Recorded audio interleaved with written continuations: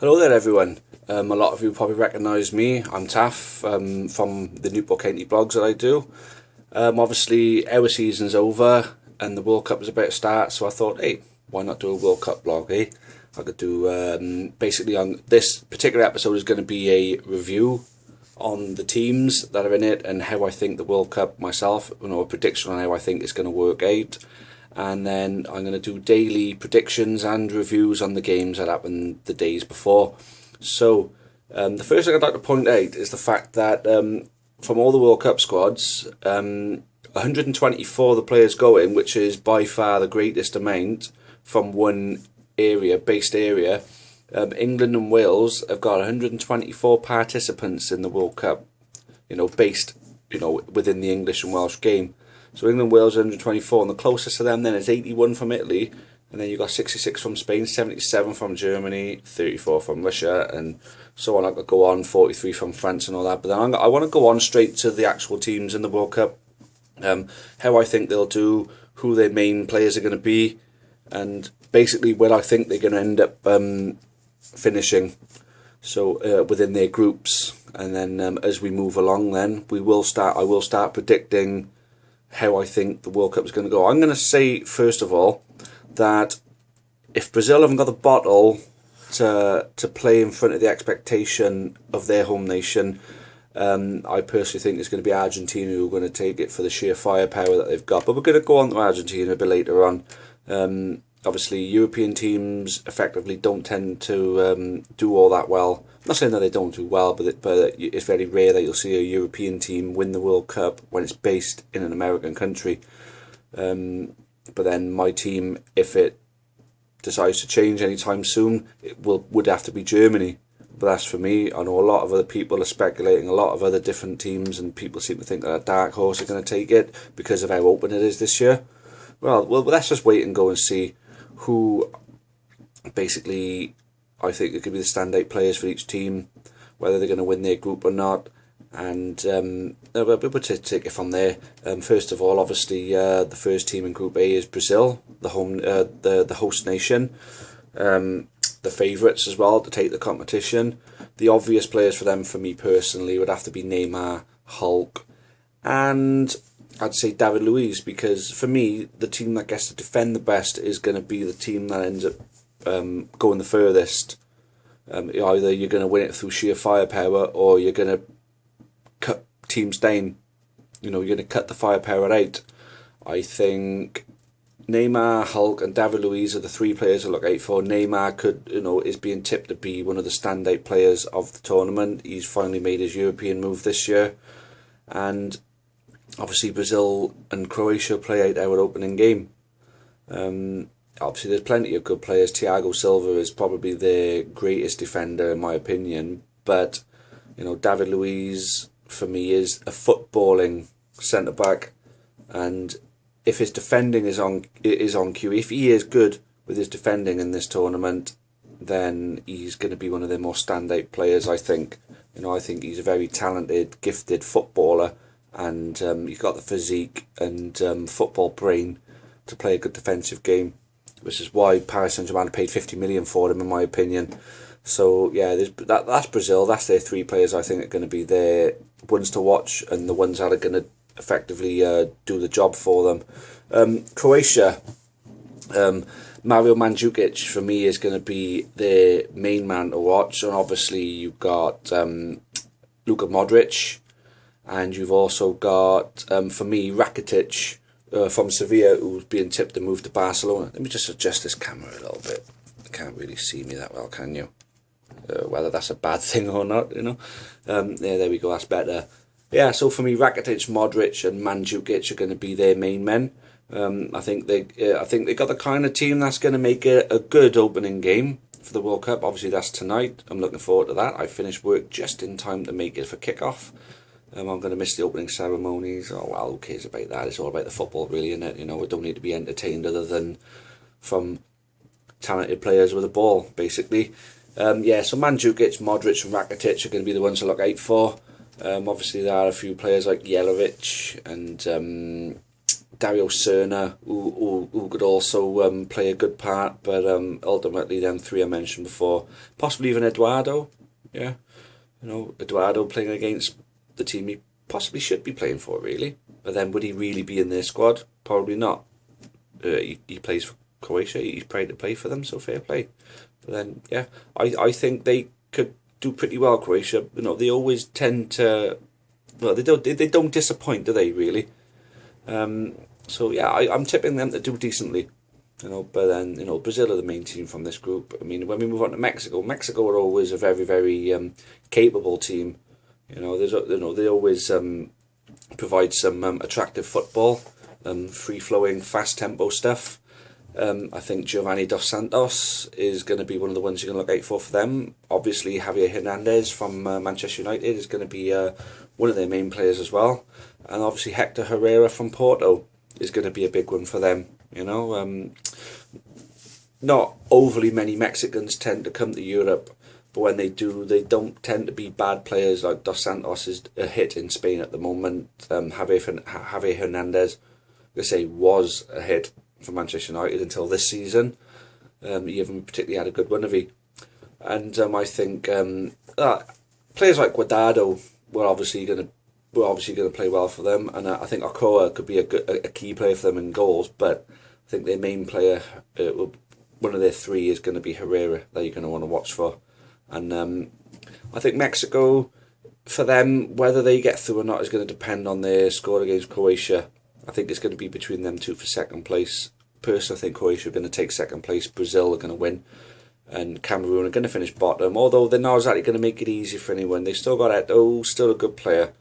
And for me, to go with that, you've got like Stefan Bier, you got Jean Macoun, Alex Song, who plays for Barcelona. Asu Akoto is one in England that everyone's going to know. Nkulu from Marseille. But then for me, the three main ones to watch out for them is going to be Macoun, it's going to be Alex Song and Samuel Eto'o. And I think they are going to finish bottom, but they're not going to make it easy for anyone. Moving on to Group B, the defending champions Spain. They're not so fancied defending champions Spain. They've still got some quality players. I mean, I think the saving grace for them is the fact that Diego Costa is going to be playing for them and not Brazil.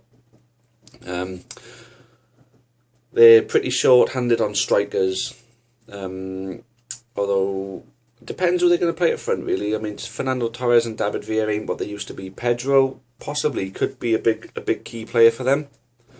Obviously, I'm not up to date completely with the injury list. I know there's a lot of big players who ain't going, so if I end up mentioning any players who ain't going, feel free to comment and correct me. But I'm just going off the squad lists that I've been given off of BBC, and it should be an up-to-date squad list anyway. I think Sergio Ramos is possibly their biggest player for this season, with how well he's done for Real Madrid. He's been scoring goals, and goal-scoring defenders are always going to benefit you in major tournaments like this. The likes of Xavi and Iniesta, as much as they're fantastic players, there's a lot of players around them who are, I wouldn't say exceeding them, but matching them at least, or possibly making a bigger name for themselves than them. Seasoned players we're talking about now. If they provide the kind of quality that they're capable of, there's no reason why people should be ruling Spain out at all. But for me, their main players is going to be David Silva, Diego Costa and Sergio Ramos. If them three come up big for them and the rest of the squad come together with them and they all complement each other well, I can see Spain doing it back to back.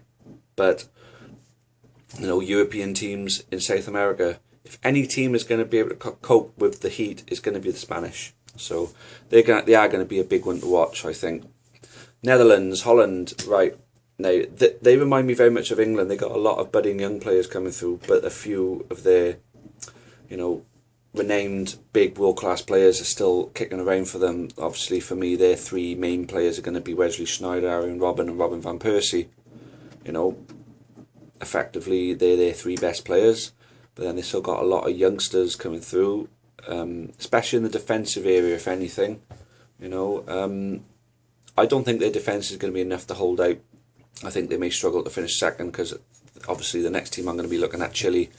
They've got a very talented team, but if Netherlands, if they can hold it together and their big players come up big for them, it's a lot about big players coming up big. I think Netherlands will finish second as long as they can deal with Chile, but I think they may struggle.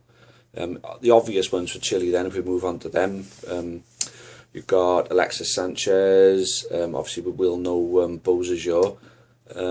I think Valdivia, who plays for Palmeiras in Brazil, is one of the players who I've always been surprised has never made the move to Europe. He's a very, very gifted attacking midfielder, and he is capable of making things happen for this team. If they are to become good though, the likes of Vidal are going to come up big for them, and Gary Medel, who I'm surprised he joined Cardiff City, to be honest with you. I thought if he was going to be moving to anybody last summer, it would have been a bigger team, you know, a bigger Premier League team, or maybe an Italian team. A lot of these players tend to go to Italy if they go anywhere. Obviously, there's a few of them at Juventus at the moment from the Chile squad. But I think the main man for them has got to be Sanchez, you know, because he's had a good season for Barcelona. And then you're looking at Vidal and Medel. Then if they're going to overcome Holland, they're the ones that are going to need to perform for them. Move on to Australia, and to be honest, I'm not giving them any chance at all of even getting any points in this group. It's too tough a group for them. They've only really got one decent player for me, and that's Tim Cahill. Mark Bresciano, whether he's still got it, we don't know, but they don't really have anybody else, do they? I mean, you know, you look at this squad, there's not a lot of big players, there's not a lot of players who are well known for doing anything particularly special in football, in world football, but I think they just go there, enjoy themselves. Tim Cahill and Mark Bresciano ain't going to play in another World Cup, in my opinion, unless they're going to be veteran players. But then you tend to find teams like Australia have these veterans that, you know, go to their late 30s in international football. So we'll wait and see what they can produce, but I'm not giving them a chance at all of getting out of even coming close to getting out of their group, or even coming close to getting a point in their group. One of the possible dark horses when we go into this Group C now is going to be Colombia. They have got some quality players, in my opinion. I think Ibarro is going to provide some scary pace. Obviously he's playing in Serie A for Calgary at the moment, and he's one of the players that I've had to put up with on FIFA who've bothered me, to be honest with you.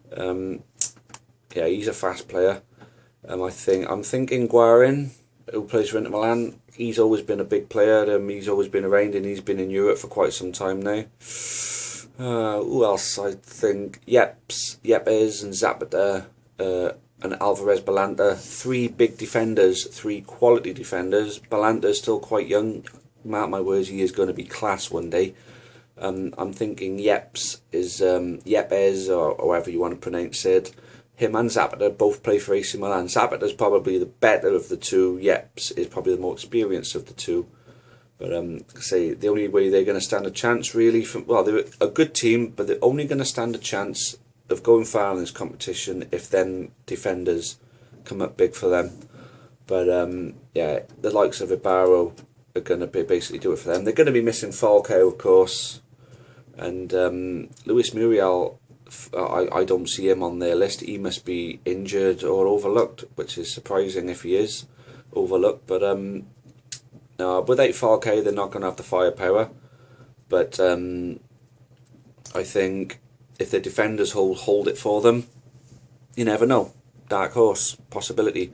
A good example of a dark horse is Greece. This is the next team I'm moving on to, because they won the Euros in 2004, was it, in Portugal, beating Portugal in the final. No one gave them a chance to write any part of that competition, and somehow they've done it. I think, well, who's going to be their main players really, because you got the obvious players like the Fulham players like Karakunis and Mitroglou, who are the ones you tend to see more often than any, but a lot of their players tend to stick around in Greece these days, except you've got a few in Italy, and the one standout one is, oh bloody hell, how are you going to pronounce his name? Papas Stathopoulos. Well, think another one I want about, the defender who plays for Dortmund. Sorry, Greek names, they just get my tongue in and out, twist, they do. So, Georgios Samaras is another one who plays for Celtic, and he plays decently for Celtic these days. So, I'm not giving Greece a chance now. I mean, underestimate them at your peril, obviously, but then I'm not really going to give them much of a chance in this one. I think Colombia would be too much for them, and Ivory Coast, for me, will finish second in that group. It's going to be Ivory Coast and Colombia to finish top two. Greece and Japan are going to finish the bottom two. I think Japan's going to be the bottom team out of that. They got some good players, but not as many as Ivory Coast we're moving on to now. And we've got the Touré brothers. Yaya Touré's had the season of his life, really, haven't he? Gervinho is fast. Drogba, everybody knows who he is. Wilfred Bonny's had a good season for Swansea. Cheick Tiote, who plays for Newcastle, plays for these guys as well. And they got a few guys who are playing in France and Germany at the moment, you know, in the main leagues, League One and Bundesliga. Like I say, their defence as well. Didier Sakura, who I think used to play for Tottenham, didn't he? Yeah. And still Kolo Touré, he didn't have a good season for Liverpool, but you know, he's still a very, very capable centre-back. Yeah, Ivory Coast will have a lot of firepower, a lot of pace and strength. Solomon Kalou is another one I forgot about as well. He's obviously going to be a good player for them. So I think Colombia, Ivory Coast to finish top two. Japan are going to finish bottom. They haven't got many good, you know, they have got a few good players these days, like Honda, for example, and Kagawa, who plays for Man United. But, you know, they've always had a few more going around, haven't they, than that. I mean, they've only really got them two. Or the guy who plays for Nuremberg, there's two of them in it that plays for Nuremberg, is Hasebe and Kiyotake. Maybe if they come up for them, possibly. There's one who plays for Southampton in defence, Yoshida. I think they might have a decent, you know, might have a couple of decent games, but I just don't think they can. They might not even win any points, to be honest with you. Moving on to Group D, which is going to be the most highly contended group of all of them, because it's possibly the hardest one to get out of, with the likes of Uruguay, Italy and England in there. Costa Rica are going to do nothing really. They haven't really got any major players. Maybe Brian Ruiz, who plays for Fulham, might do something. Or, well, what else have they got really? They got a couple of players who play in the MLS. Their goalkeepers, you know, that plays for Levante, Navas. Who else they got? They got... Oh, God, I can't even think, to be honest with you. I say they got a few European players. A lot of their players mainly play in the Scandinavian leagues at the moment. You know, they're not big leagues at all. And there's an Arsenal guy. There's a Joel Campbell, who's been on loan at Olympiacos from Arsenal. I think I haven't seen enough of him to really judge him, to be honest with you. But Costa Rica are going to be the whipping boys of this group. Uruguay are going to be one of the main ones to watch, obviously, with Luis Suarez, Forlan and Cavani, Abel Hernandez. That's hell of a striking, hell of a group of strikers to be able to choose from. I'm thinking Christian Rodriguez, who plays for Atletico, Gaston Ramirez at Southampton, you know, Walter Gargano, who plays for Parma. I think, you know, they got a cracking midfield. They got a really good defence. Godin, who played awesomely for Atletico Madrid this season. Sebastian Coates, who's a very capable defender. I know he hasn't really done the job at Liverpool recently, but you know, he's still a very capable defender. He won the Young Player of the Copa America that they won. And they got Caceres, who plays for Juventus, and Fusil, who plays for Porto. So for me, yeah, their main three is going to be Suarez, Cavani, and Christian Rodriguez. But I think, well, it's awkward. I'm going to come. I'm still undecided on my prediction for this. I'm going to move on to England. For who's going to finish first and second in this group, I'll tell you after I've been through these players, because I really can't make my mind up. I mean, England's coming into it with some younger players, but for me, the one thing that's going to be a big thing for them is I think they got the best goalkeeper they've had since David Seaman and Joe Hart. I think Gary Cahill's had a great season. Chris Smalling shouldn't be there. Phil Jones, Yeah, but he still haven't had a good season. There could have been other players they could have taken. But if anything's going to let them down, it's going to be their defence. But I think Leighton Baines is a cracking left back. I think Glenn Johnson's got a lot to prove at right back. He didn't. He made a few mistakes with Liverpool last season. I think Steven Gerrard is going to be the one, and obviously Wayne Rooney, Daniel Sturridge. There's their three main players for me. I mean, England, it pretty much speaks for itself. They usually have a lot of hype and a lot of expectation built up amongst them. They haven't got that, and they haven't got that this time, and that could be the thing that makes them do well. You know, is the fact that they're not playing under as much pressure as past squads have had to. And you come on to Italy, and they've got a fantastic squad. It's going to be tough, I think. I still can't make my mind up. For me, Italy, with the likes of Balotelli, got Cassano, who's a great player. Churchy's actually a decent striker as well. I think Candreva is good.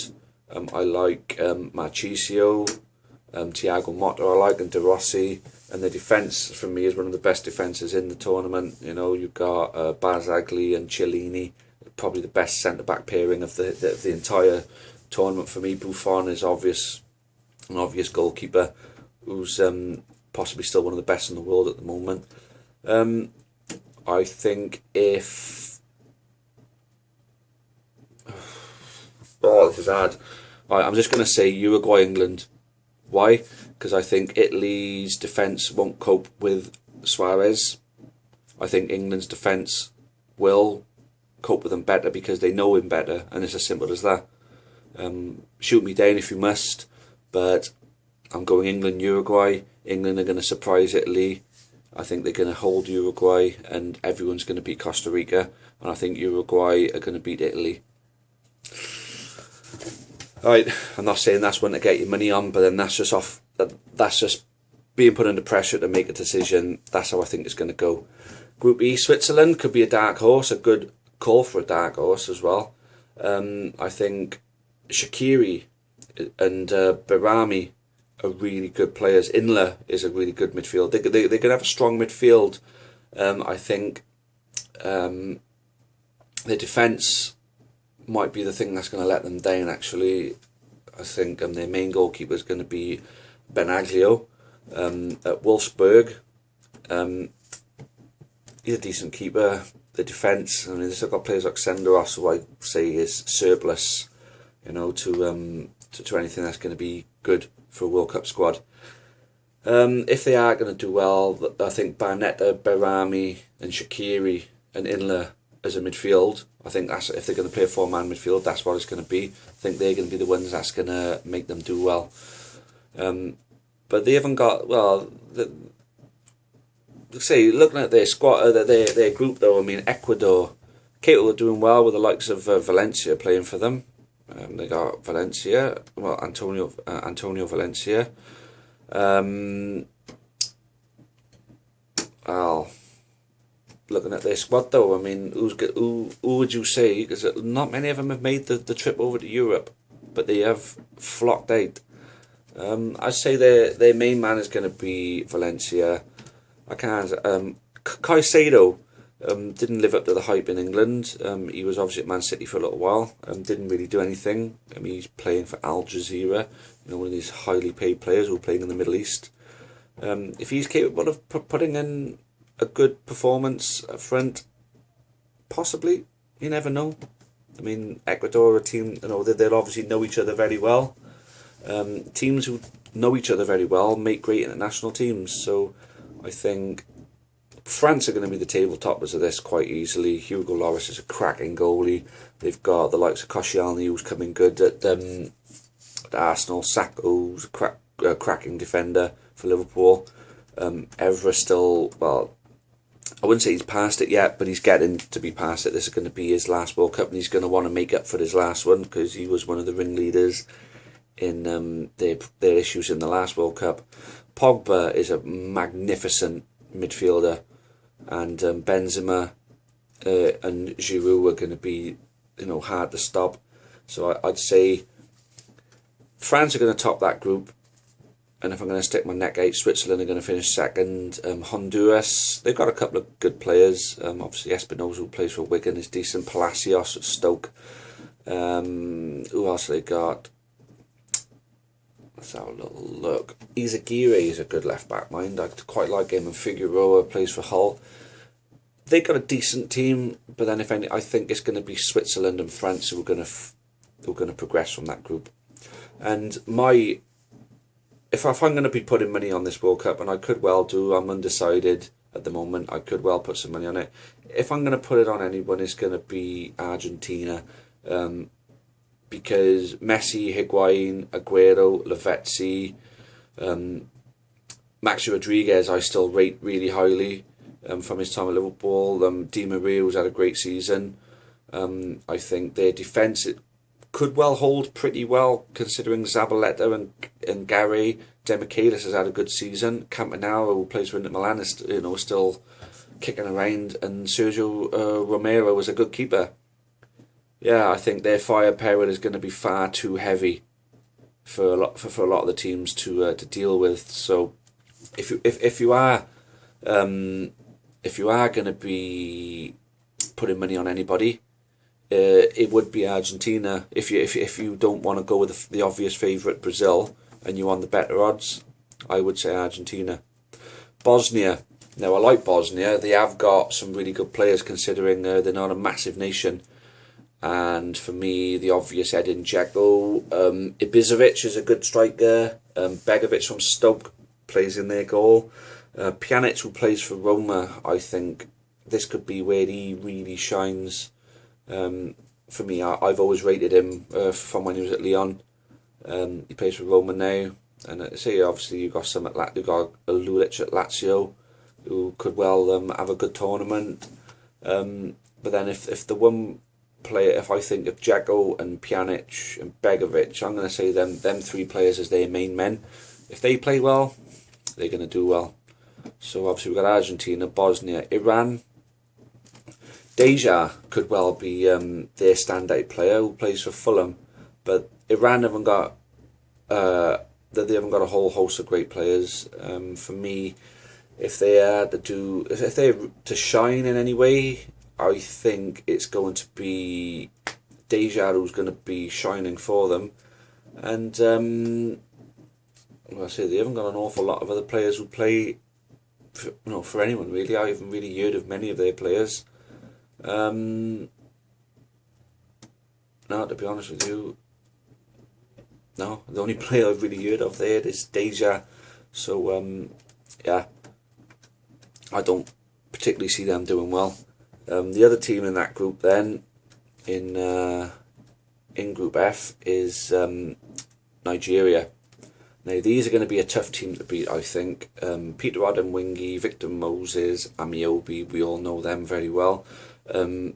Mikel from Chelsea. F.A. Ambrose is a good defender. I rate him. He's a Celtic defender. I do rate him pretty well. Yobo might be a bit aged for this one, but they got a cracking keeper. He's probably one of the most underrated keepers in Europe, well, the world really. Vincent Enamea. I've always rated him really, really highly.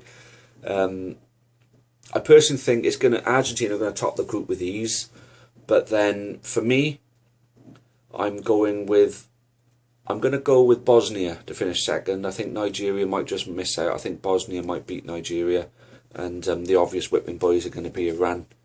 So yeah, I think John Obi Mikel is going to be their main man, along with Odemwingie and Victor Moses. But I just think that they're just not going to have enough about them to see off Bosnia, and no one's going to be able to compete with Argentina in that group anyway. Group G, Germany, they're my favourite team for any European hope of winning this World Cup. Neuer, for me, best goalkeeper in the world at the moment. No, I don't think anyone can shoot me down for saying that. They've got possibly the second best defence in this whole thing. I think Hummels and Lahm are two of the best defenders in the world. Boateng, Mertesacker, who's doing decently for Arsenal. Their midfield is going to be far too heavy to deal with. Ozil, Schürrle, Thomas Muller, Khedira. Schweinsteiger, Goetze, Cruz. They're going to have a five-man midfield, I think. The only thing that would be disappointing for Germany is their strikers, because they've only really got Klose and Podolski. Well, I'd say that's a disappointing thing for them, and that's what will be their undoing, is their firepower. Maybe think they're going to create a lot of chances. Have they got any men who are going to take them as closer past it? I suppose we'll soon see. Portugal are always going to stand a chance when they got players like Ronaldo. Nani, not quite the player that he should be, considering, he looked so good for Man United before. Jay Moutinho's a quality midfielder. Morelos is a quality midfielder for me. I just don't think their defence is going to hold up to all that much. And maybe they could have had a better goalkeeper as well. But Beto is a decent keeper. Patricio, if he gets in instead, is also a good keeper. But anyone with Cristiano Ronaldo in the team is going to benefit well. So it's going to be a tough group, this one, G, because you've got USA and Ghana. I think Ghana did well in the last World Cup. I think it was the African thing. I don't think they got enough. SEN's past it now, I'd say. Montari's decent. Asamoah's decent. Gian is a good striker. Kevin Prince Boateng is decent. And Jordan Ayew, actually, thinking about it, they might do well. Again, you never know. But looking at it, though, USA have got a decent squad. No Landon Donovan. That was a surprise for me. But they still got Clint Dempsey. Altidore didn't really impress. He's never impressed in England for me. DeMarcus Beasley is a good player. I've always liked him. And who else do I think? Michael Bradley's a good midfielder. I think he might play well. And Jermaine Jones, who plays with Besiktas, is decent. Julian Green from Bayern Munich, he might have picked up some things off the big players there. That might benefit their squad. But for me, it's going to be Portugal and Germany who are going to advance from that group. But Ghana, if they pit Portugal, will stand a chance. Final group now is Group H. It's Belgium at the first team. And I think these are the dark horses that you would take seriously, because just for the sheer quality throughout their team. I mean, they got a cracking goalkeeper and a cracking backup, Mignolet and Courtois. I think Courtois will be their main one. They got players like Chadli in midfield. They've got Defoe, who's good, De Bruyne, Fellaini, Januzaj, Hazard, Mirallas, Axel Witsel. Be the manager of them and have to choose between them in midfield. Lukaku is going to be their main man, I think, up front. If they're going to get the goals, he's going to be the one to get them, and he's going to be the kind of player that those midfielders are going to be able to play off of. And their defence is good. Van Buiten, Company, Van den Borre, Vermaelen, Vertonghen. If you are going to put money on a European team and you think Germany haven't got the firepower, Belgium are going to be the ones you're going to put it on. But it's going to go South American again, I think, and it's going to be Argentina or Brazil. But it might be worth a cheeky bet on Belgium. Algeria, not the worst team, but I mean, you just look at their squad, they just haven't got enough, have they? They're going to be the whipping boys of that group. Belgium, Algeria, Russia and South Korea. Algeria just haven't got anyone, really. I can't think. Goulam maybe might put in some good performances for them, the Napoli player. But I can't see any others really doing much for them. Bentaleb from Tottenham, maybe. Maybe Feghouli from Valencia and Gilas from Porto might do something for them. But I guess we wait and see. But, I don't think they got enough about them. Russia, always a cracking team for me. But maybe a bit out of their depth now, because a lot of their good players from years ago are seasoning now. Obviously, the likes of Arshavin, I don't even think he's in the squad. Kirchakov is a good striker for me. Zagoev is a good player. Zhirkov used to play for Chelsea. I still rate him. He just wasn't quite up to the mark for the English Premier League. But Akinfeev is a cracking goalkeeper. I've always rated Akinfeev. I'm surprised he stayed in Russia for so long and a big team haven't come in for him. But for me, Russia could finish second in this group. But then I think whoever they get in the next round, that's going to be the end of the road for them. The final team I'm going to tell you about is South Korea, who Chung Yong Lee is a good player. Park Chu-young from Arsenal is a good player. But other than that, they don't seem to have a lot. Heung-min, who plays for Leverkusen, might turn out to be a good player for them. But then there's not a lot else there, that's going to be big enough for them to be able to compete with anybody, really. I think they're going to bottom that group. I think Algeria might do South Korea, so Algeria won't be the whipping boys, but it's going to be a Russia and Belgium advance. So that really covers everybody. That, for me, that's how things are going to... I'm not going to say who's going to win it right now. I've just basically said who I think are going to go through the groups. But later on today, I'll be putting up a prediction for the opening game, Brazil versus Croatia, an in-depth discussion about that. And as you're going to basically go from there, then tomorrow I'll review that game, and I'll review that game and put out predictions for the games later that day. So hopefully you guys agree with what I'm saying. You're happy to carry on watching me, and yeah, well, it's going to be a cracking World Cup. I mean, I've been buzzing for this for a long time. I'd have gone to Brazil if I had the money. I'd imagine that the atmosphere over there is going to be amazing, as it is for every World Cup. But for me, it's so exciting because this is the most open World Cup and debated World Cup that we've seen in a long time. I mean, we've always sort of thought, oh yeah, so-and-so will win this. We have been surprised in past World Cups, but the last one was as predictable, as they come, really, with Spain. Everyone thought Spain would win. Spain won. Yeah, and it was good to see the World Cup in Africa. South Africa staged it really well, and it was a big success for everyone involved, really. So this World Cup has provided Brazil are ready for it. I mean, there's a lot of talk that they haven't finished a lot of things. I think this is going to be a cracking one. This is, like I say, the most open one I've ever known, during my lifetime. So, nice one, guys. If you have any comments or any feedback on this blog or any future blogs I'm going to put out about this World Cup, just let me know. And I'll see you guys later for the prediction for Brazil and Croatia. Cheers, guys.